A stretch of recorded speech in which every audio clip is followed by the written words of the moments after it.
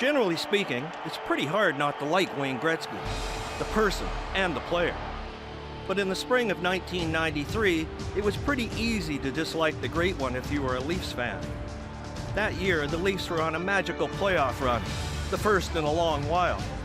They were leading Gretzky and the Kings 3-2 in the series, a win away from their first Stanley Cup final since 1967, feeling good about their chances.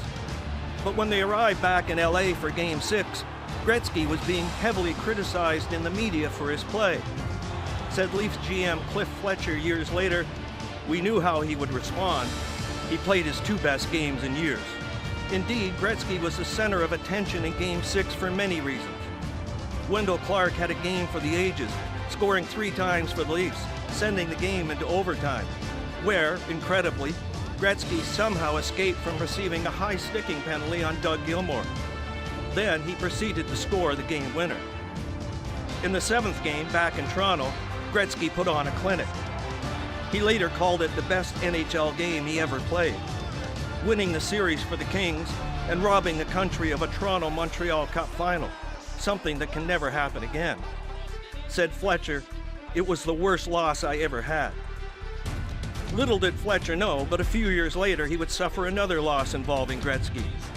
In the summer of 1996, the Great One had become an unrestricted free agent and didn't want to resign in St. Louis.